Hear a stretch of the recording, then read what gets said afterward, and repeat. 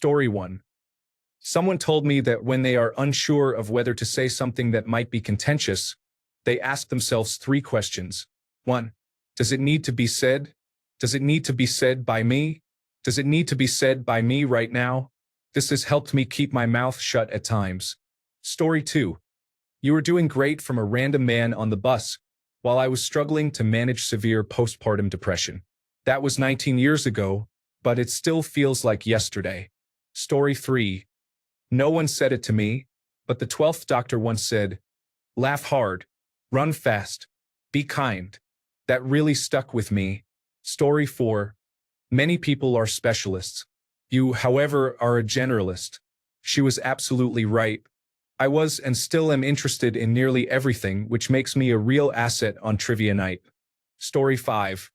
A young girl around 20 or 21 once told me, when I was about 26 or 27, you just like broken things and broken people. She was right. I do. She saw something in me that nobody else ever had. I didn't know her well, but she was truly beautiful. She passed away last year from an overdose after multiple attempts at rehabilitation. She left behind a young daughter. This world is difficult. I still think of her. Story 6. Working in a difficult environment for challenging people. I was doing my apprenticeship and not receiving any training or experience, just undesirable tasks. One afternoon, I helped a customer load his trailer, and he asked me, are you serving your time or wasting it? The following week, I was booking flights for a job on the other side of the world. Story 7.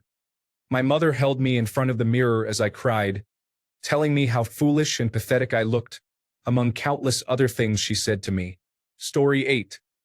I didn't even recognize you. I thought you had a chance to be slim like your dad. My mom said to me after I gained about 15 pounds over the summer at my dad's house. Story 9. A boss said it to me when I was homeless. I ran into him last year, 19 years after the fact and 2 states away, and thanked him. Story 10. When I was a kid, I was biking home when a man pulled up next to me in his car and started calling me a stupid kid.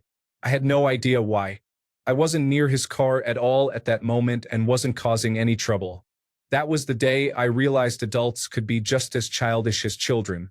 I believe that was about 26 years ago. Story 11. A teacher in the early 90s said, the common denominator here is you. When I expressed that I felt bullied by the class and excluded from group work, I was sitting by myself when we were supposed to be paired up. He wasn't wrong. I felt there was something inherently wrong with me. Undiagnosed female autism. Story 12. As a young woman growing up, my dad told me to always be able to care for myself and my needs. Don't look for or depend on anyone to take care of you. I am 74 years old and still grateful for that advice. Story 13. When I was in my early 20s, I had a girlfriend we will call M. M had a heroin problem and I became angry and broke up with her. She used to call me her penguin because of a bedtime story I told her when she was having night terrors. She even got a penguin tattoo on her arm for me after I got the main point of the bedtime story tattooed on my hand. She would always say, pen, when she wanted me to pay attention to her. We frequently talked about getting back together when she got clean, but sadly that didn't happen. She died of a fentanyl overdose because someone had laced her heroin one day. I will forever hear her saying pen when I think about her. Story 14. You used to be cute. What happened? An older man said this to me when I was 16. It used to bother me because I felt I wasn't cute anymore. Now it bothers me that a 25-year-old was telling a 16-year-old he thought she was cute when she was in middle school. You're the most selfish person I've ever known. A remark from my dad. We didn't invite you to family events because you were a really difficult teenager, and we were glad you were gone. A comment from my mom. Anyway, I guess I'm an ugly, selfish, difficult person. Story 15. My cousin and I were riding bikes when we saw a dog walk past us, with a leash but no human. About a minute later, a teenager on a bike asked if we had seen a dog. My cousin said, a black dog? We didn't see an owner. For some reason, the kid replied, no kidding, Sherlock, it's my dog. My cousin and I laughed for years about it. Neither of us had ever heard someone say that before. This was nearly 30 years ago. I do not know the fate of the dog. Story 16, you're no good. Baby, you're no good. I'm still in love with Linda, though. Story 17, I was just telling my coworker about this. A friend from middle school said to me as I got out of the shower, I can hear you. Story 18, you can't do anything. I will see you face down in the gutter. That was what my ex-wife said to me when she was leaving. I then asked her what I did to deserve such scorn. I used that quote from her to motivate myself to work harder and find my happiness and success. Story 19. Almost 20 years ago, I was drinking excessively, which caused many problems in my life. My best friend said to me, you need to learn to control your drinking because I want to be able to sit and have a beer with you when we're older. Whether he meant that we wouldn't be able to because I wouldn't be around or that I'd be in recovery and unable to drink, I'm not sure. But it hit hard, and 20 years later, we are able to get together, have a few drinks, and catch up. Story 20. When I was in middle school, I had my birthday dinner at Ed DeBevick's. The waiter told me my hands were clammy, and I have been self-conscious about it for the last 25 years. Story 21. The lights are on, but nobody is home. I was listening to someone give instructions on the first day at a new job. Story 22. A smart person is not the one who knows the answer. A smart person is the one who can admit they don't know the answer but can guide you on how to find it. Story 23. When my wife's grandfather told me he was proud of me, it meant a lot. About 5 years ago, we were talking, and he mentioned that he wasn't sure about me when my wife and I started dating. He expressed his pride in the man I had become and his happiness that his granddaughter is well cared for. I replay this conversation in my mind constantly, and it brings me joy. Growing up, my father figure was my stepdad, who was physically and emotionally abusive. He never told me that he loved me or was proud of me. Story 24. I worked with someone at a restaurant, and every time we started getting stressed over something, he would say, hey, expand and include it. At first, I thought, what an obnoxious person. But I never forgot it, and it has helped me through a lot. Hence my username, Story 25. After I gave my mother's eulogy, one of her childhood friends told me how proud my mom would have been of me. I will never forget that. Story 26. I didn't realize how many of these I have. Some good, some traumatic, some strange. You're going to lose people on your way to becoming a better person. My dad comforting me after my friend group abandoned me. If someone shows you who they are, believe them. My stepmom when I was crying about my ex. I wish I would have aborted you when I had the chance. My mom. You are the devil reincarnated. And I hope one day you have a child just like you. My mom. Your sexual assault was the biggest trauma of my life. My mom. Suck in your gut. You look pregnant. My mom to me when I was 9 years old standing in the kitchen. I was not an overweight child. Lots of guys would sleep with you. Once. My ex-boyfriend. After feeling insecure because I had gained weight, I said to my ex-boyfriend, I still have a figure. It's just fuller. And he replied, what figure?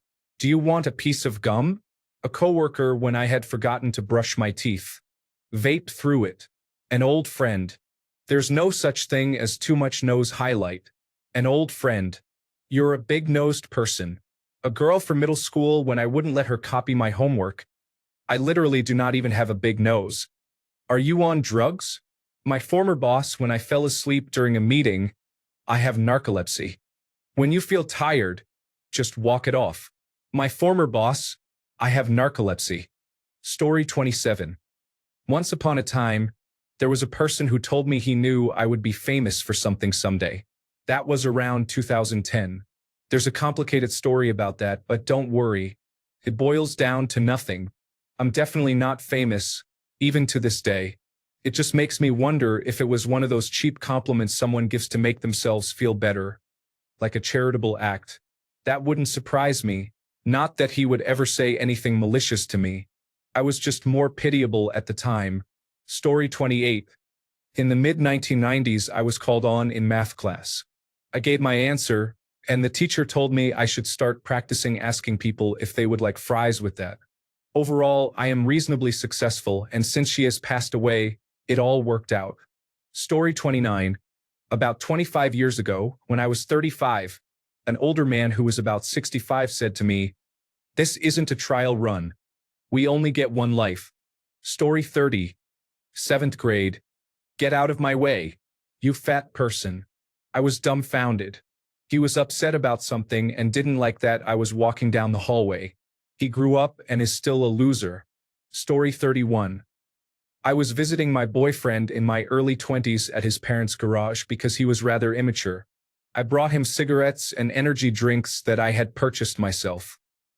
His stepmother shook her head and remarked, "You are a foolish young girl with much to learn."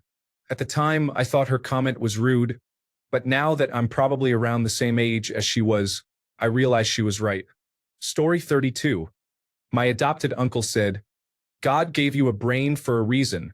My dad, after observing the damage someone did with a shotgun to a national forest campsite and outhouse, said, "Some people have nothing better to do than vandalize a restroom." Story 33. I told my mom when I was little that it hurt to breathe. I know now that's precordial catch, and she told me just not to breathe. Story 34. An ex-girlfriend of mine once told me that she had a dream about us sitting on our front porch, watching our children play in the yard. For a short time, I truly believed that she wanted that future with me just as much as I wanted it with her. She ended our relationship not long after that, but I will never forget the way I felt when she shared that dream with me. Story 35. One time at a bar, a guy approached me and said, "You look like someone who would be great to co-parent with." Story 36. Promise me you will be careful. I really do not want to go to your funeral. This was said to me by my high school girlfriend shortly before I dropped her off at her house for the last time. I was leaving for boot camp the next day in 2007. I knew I was going to war, and so did she. Even though I am not a soldier anymore, I still try to be careful and not die. Story 37. Your breath does not smell bad. He just wanted me to feel bad about myself in that moment. It stayed with me forever. Story 38. My dad told me I would one day harm my wife because of pent-up emotions. I don't think I will ever stop hearing that. Story 39. Being told I am unattractive and made to feel worthless while growing up, even when I was a cute little girl. Story 40. You were doing a great job, a random guy said on the phone when I was trying to connect him to the person he needed. This was during the COVID-19 lockdown, and I was working from home at a job I started not long before. My home environment wasn't good. I couldn't see my partner as he was a flight away. A close friend of mine was dying, and I was just very stressed. I honestly had to hold back tears when he said that. Story 41. I ask this because I can't get past one of the last messages my partner sent me before he left. He told me he would love me forever and would always take care of me, whether I had cancer, a brain injury, or was depressed. He introduced me to his family and friends, insisted I move into his house, and mentioned having children. Not to be insulting, but I don't know if we would have even had a relationship if you didn't want it so much. I'm afraid to show affection to anyone or trust the affection of anyone again. We've been apart longer than we were together at this point. I hear it every day. Story 42. I lived with a very strict aunt who was my guardian at the time. She was controlling, narcissistic, and abusive.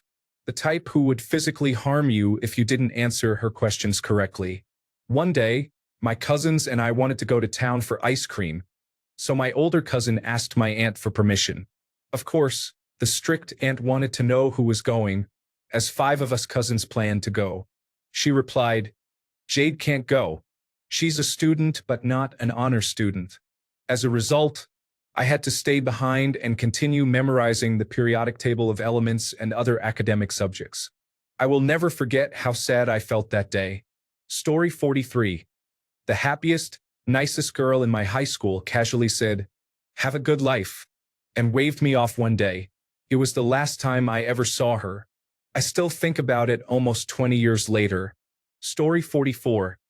My dad, when my dog died, said, "They have to leave us. We can't leave them because they just wouldn't understand." Story 45. My mother always said, Believe in yourself, even when no one else does. Those words have been incredibly powerful during difficult times. Story 46.